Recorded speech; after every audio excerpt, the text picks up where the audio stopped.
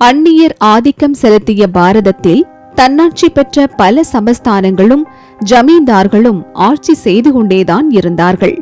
அவர்களின் ஆளுகைக்கு உட்பட்ட நிலப்பரப்பு மற்றும் உரிமைகள் அவர்களை சார்ந்ததாகவும் அவை ஆதிக்கம் செலுத்திய அந்நிய அரசுக்கு கூட உரிமை இல்லை என்ற நிலையிலேயே இருந்து வந்தது. அப்படி தமிழகத்தின் ராமநாதபுரம் சமஸ்தானத்துக்கு உட்பட்ட ஒரு நிலப்பரப்பே கச்சத்தீவு.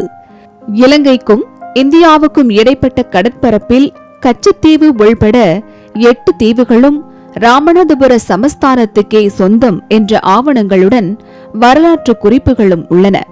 அது மட்டுமல்லாமல் ஆங்கிலேய அரசுக்கு தீவுகளை குத்தகைக்கு விடப்பட்ட ஒப்பந்தங்களும் உள்ளன. கச்சத்தீவில் உள்ள புனித அந்தோணியார் ஆலயத்தினை கட்டியதும் ஒரு தமிழர்தான். 1905ஆம் ஆண்டு ராமநாதபுரம் மாவட்டம் தொண்டியைச் சேர்ந்த சீனி கருப்பன் படையாச்சி என்ற மீனவர் புனித அந்தோணியார் கோவிலை கட்டினார்.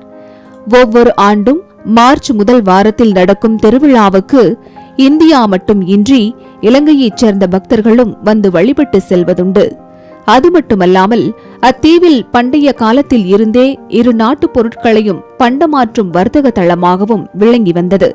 இப்படி கடலோர மக்களின் வாழ்வாதாரமாக விளங்கிய கச்சத்தீவு 1974ஆம் ஆண்டு அன்றைய பிரதமர் இந்திரா காந்தி அவர்களால் இலங்கைக்கு தாரை வார்த்து கொடுக்கப்பட்டது.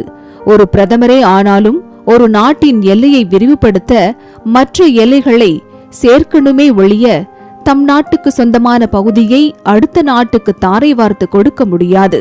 அதுவும் ஒப்பந்த அடிப்படையில் தாரை வார்ப்பது இந்திய சட்டத்திலேயே இடமில்லாத ஒன்று. அது மட்டுமல்லாமல் மாநில அரசுக்கு சொந்தமான நிலப்பரப்பை அவர்களின் ஒப்புதல் இன்றி எந்த முடிவும் எடுக்கவே கூடாது.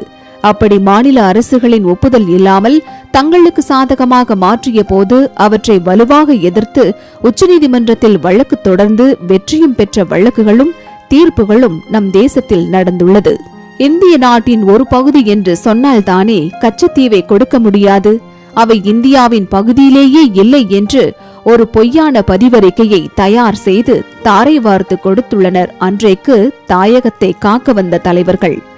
கச்சத்தீவை இந்தியாவைச் சேர்ந்தது என்று வரலாற்றில் இருந்து தேச வரைபடங்கள் மற்றும் கல்வெட்டுகள் வரைக்கும் சான்றளிக்க கடல் எல்லையை காரணம் காட்டி ஒப்பந்தம் செய்தனர். கடல் எல்லையை பிரிக்கும் போது இரு நாட்டுக்கும் சமதூரம் வருமாறு எல்லையை பிரிக்க வேண்டும். அப்படி செய்திருந்தால் கச்சத்தீவு தானாகவே இந்திய கடல் எல்லைக்குள் வந்திருக்கும். ஆனால் அப்படி செய்யாமல் இலங்கைக்கு அதிகப்படியான கடல் எல்லை வருமாறு எல்லை பிரித்தனர்.